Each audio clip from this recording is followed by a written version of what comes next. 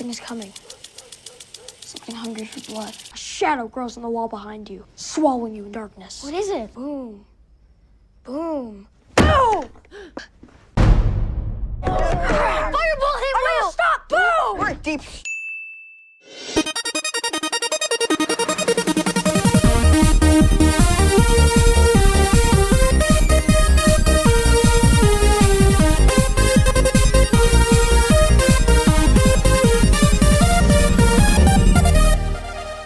Internet, welcome to Film Theory, where every week we talk about strange things, but today we're going above and beyond and talking about Stranger Things. And just you wait, because next year I'm gonna go create my own show named Strangest Things and one-up them all. What you gonna do to beat that, Netflix? Create strangest-ist things? I don't think so. But in all seriousness, Netflix's smash hit from last year is back for season 2 starting tomorrow. And based on how quickly people binge watch these shows, I've got like 30 hours before this theory either gets proven 100% or gets itself completely debunked. So enjoy the video now, then come back this weekend and laugh along with the comments at my abject humiliation at being oh so very wrong. Now, for those of you who missed season 1 because you only watch YouTube, firstly, thank you for giving me a job. But secondly, let me catch you up on everything you need to know to understand today's theory. Stranger Things takes place in the small town of Hawkins, Indiana, way back in the 80s. It's the story of a bunch of young outcasts who find themselves another, even more misunderstood outcast, and they all embark on a crazy adventure together.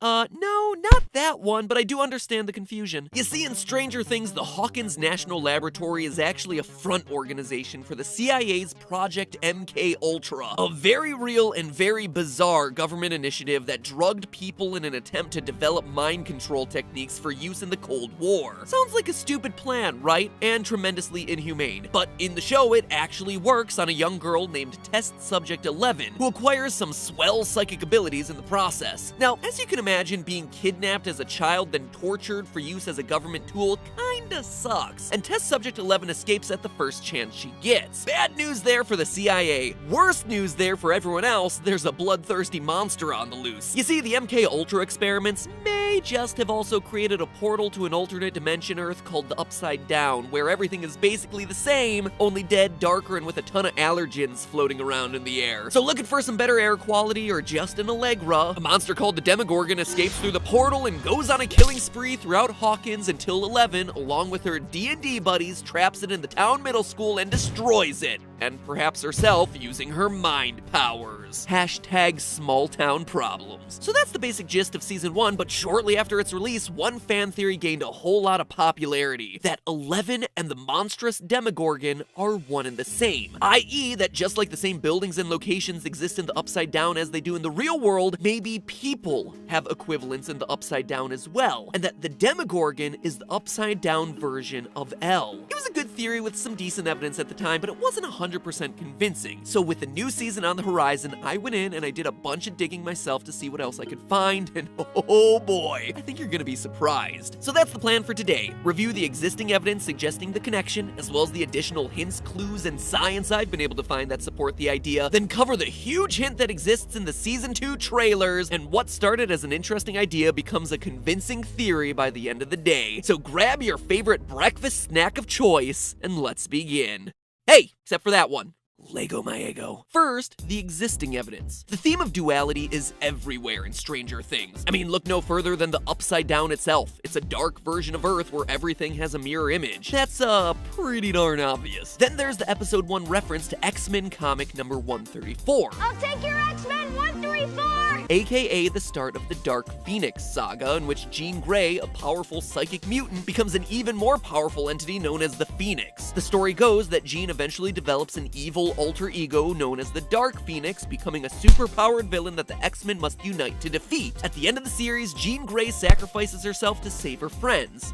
It's an interesting choice of comic, considering that 11, a psychic, might just have an evil counterpart that she too sacrifices herself to defeat in order to save her friends. Parallels? I think so. Even the choice of calling this Mario Piranha Plant reject monster the name Demogorgon supports this theory. As we see in the opening minutes of episode 1, the Demogorgon is an actual monster from the real-life game of Dungeons & Dragons. For those who don't know, since its first appearance back in 1976, the Demogorgon has remained one of D&D's most iconic monsters. And although a few things about it have changed over the years, a few design features have always stayed consistent. Specifically, the monster's two heads sharing one body. One head represents deception and lies, and the other is madness and insanity. They are themselves a duality. It's also canon, according to Dungeons & Dragons 3rd edition, that both heads are secretly out to destroy each other. So you have two connected heads that are trying to destroy each other. Sounds kinda like Elle and the monster, two connected entities that are trying to kill one another. Even the themes of the two heads connect to these characters. Elle would be associated with deceptions and lies because she's a product of a government cover-up. She was kidnapped, she was used. The monster, meanwhile, seems to lack all rational thought. It's drawn like an animal to the scent of blood. It kills indiscriminately. It's an entity of madness that lashes out at everything, including Eleven's creator, Dr. Brenner. Which, by the way, is an interesting scene that, to my knowledge, no one has picked apart yet. When the monster appears at the school at the climax of the show, it doesn't go after the people who are literally shooting at it with automatic machine guns. It makes a beeline straight for Dr. Brenner, Eleven's so-called father who spent his life torturing her as a part of MK Ultra. Up until this point in the show, the monster had been attacking anything and everything with abandon, so why here is it selecting its target? And why specifically Brenner? It only makes sense if 11 is the Demogorgon, embodying her madness, her rage. That's how the monster knows him. It has a personal connection to him through Elle. It kills him because that's what Elle would love to do to Brenner. But perhaps most blatantly of all are the parallels that happen in the final moments of the season. First, the Demogorgon raises its hand just as Elle finishes him off. Elle raises her right arm, and the monster, for no reason, does the same right before it disappears. They are literally mirroring each other, and when the monster disappears, so does 11. 11 even says that she is the monster. I'm the monster.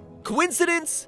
Obviously not. Oh yeah, and all of this is without me even mentioning the fact that Elle is the reason the monster comes to Hawkins to begin with. She comes into contact with him during one of her telepathy sessions, which is what opens the rift the Demogorgon escapes through. If that doesn't seal it for you, I don't know what will. Actually, yes I do, because I have even more evidence to throw onto this pile. One element most recaps of this theory overlook is how 11 and this Pan's Labyrinth wannabe share the exact same power set. And when I say the exact same powers, I mean the exact same powers. We see multiple times near the end of the season that one of 11's powers is to access the Upside Down from the real world without crossing over. She uses this ability most frequently to speak with the missing boy Will Byers. The monster is also able to do this, either fully or partially crossing over whenever and wherever it feels like. Even in the original planning phases for the series, it was clear that 11 and the monster were meant to be parallels of each other. In the original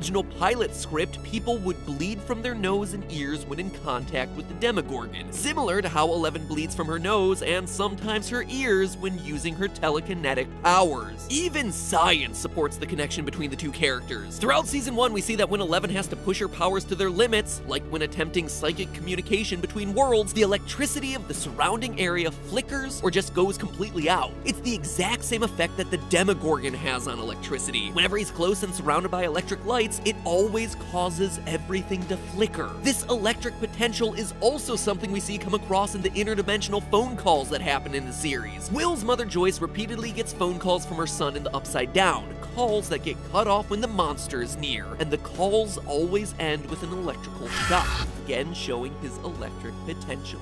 Convinced? No?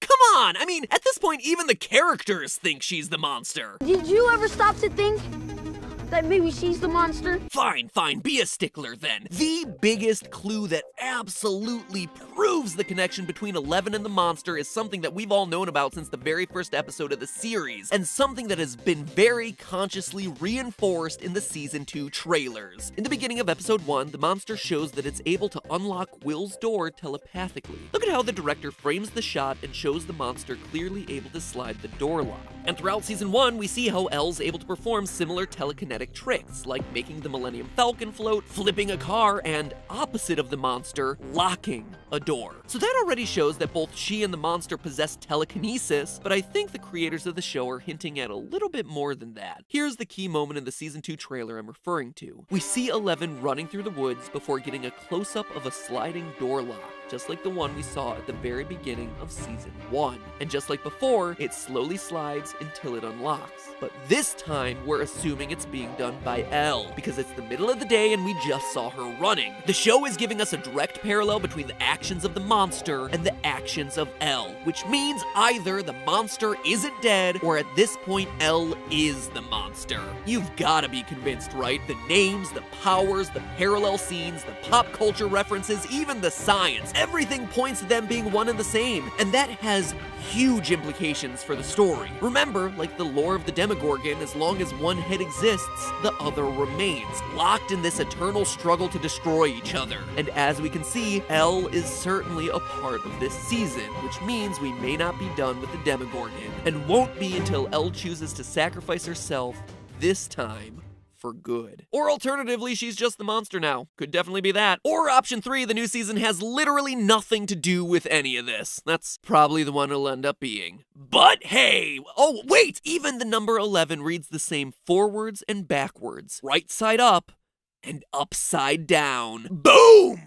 Done! Mic dropped! But hey, that's just a theory. A film theory. And cut. Want some more Stranger Things? Or maybe just more of me being a goofball? Well, in either case, you're in luck because I'm hosting a new show in partnership with Amazon Fire TV called Couchland, where I get you up to speed on all the must-watch biggest shows that are streaming in less time than it takes to toast your Eggo waffles. So far, I've covered Transparent, Curb Your Enthusiasm, and of course, Stranger Things. But other big-name titles are on the way, including Westworld, which I've done a theory about here on the channel. So if you want to know what's worth watching, or just want to get caught up without having to watch the whole series from the beginning, or heck, if you just want to spend a bit more time with my lame jokes and Ronnie's cartoon recreations of some of entertainment's biggest names right now, then check out Couchland on the Amazon Fire TV channel. Link is in the description, or better yet, just click the annotation you see on screen right about now, or in a few seconds from now. They can only appear with 20 seconds left on the video. Each episode is like 3 minutes long, so go over there and tell them Matt Pat sent ya. Seriously, please do it. It'll make me look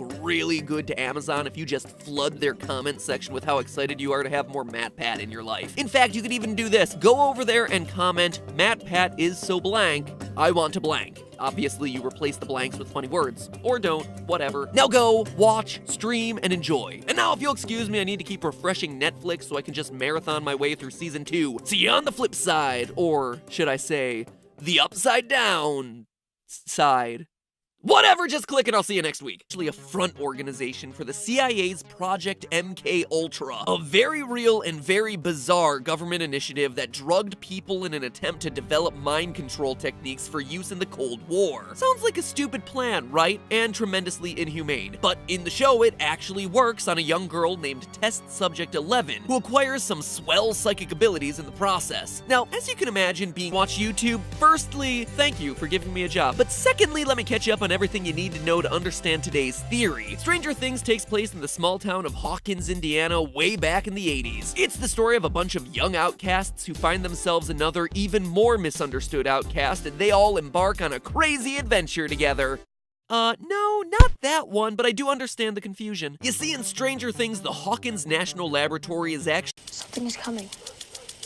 Something hungry for blood. A shadow grows on the wall behind you, swallowing you in darkness. What is it? Boom. Boom. Ow! Fireball hit Will! Stop! Boom! We're deep.